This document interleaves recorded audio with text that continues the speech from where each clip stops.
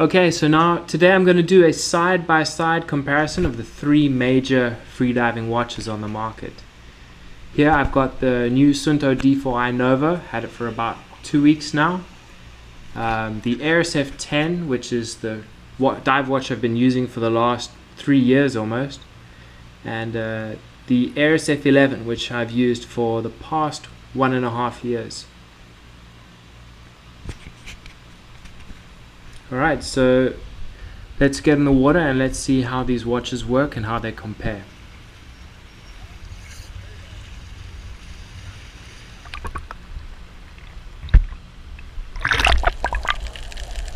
Alright, so I'm going to put these watches into freediving mode.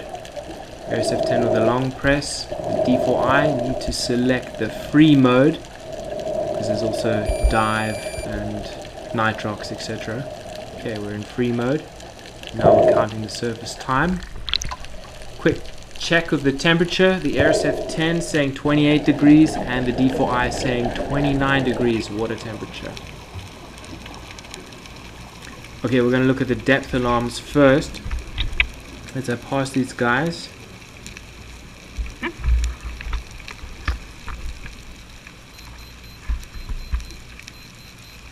Okay, so both depth alarms triggered at 10 meters, and the D4i was definitely the louder of the two. The F10, the speaker is actually at the rear of the watch, so it's a little bit muffled. Anyway, heading back to the surface, you see the watches are updating slightly different times because they're activated at different depths. Aeris set to 1.2 and D4i fixed activation depth at 1.5.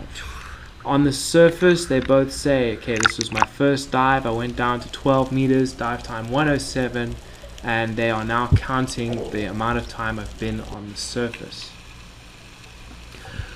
Alright, let's go down and have a look at this again. Once again, the D4i's depth alarm can be clearly heard. The Aeris F10 can be heard by the diver, but it is much softer, so sometimes you miss it if you've got a thick hood on, or it's quite noisy in the water. Alright, I'm about to touch down. I didn't evenly push my watches onto the bottom, but they both recorded fairly similar depth, just off by 0.1, but in my other tests they were exact, so the sensors are exact and in sync on both these watches. Going up, you can see my depth constantly changing, refreshing every 1 second, and my dive time ticking away. As I reach the surface, the watches automatically kick into surface mode. So it's kind of both watches are kind of fully automated in the water. There I can see this is dive number 6, maximum depth, dive time, and surface time is now counting. Suunto D4i is not displaying the amount of dives I've done, but it can do with a button press. Alright, now I've got the Aeris F11 on my wrist because I borrowed it back from my friend. Let's see how all three of these watches do side by side. Again, they're updating at just slightly different times because of the different depth activations between the watches, but they all do update accurately, so that's not an issue.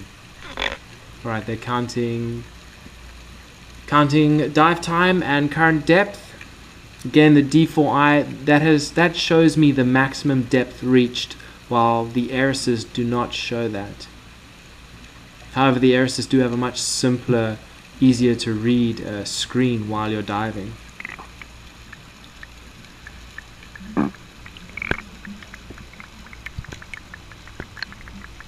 Yeah, the digits on the Suunto are definitely a little smaller, a little bit harder to read. Aerises definitely do have the clearest display.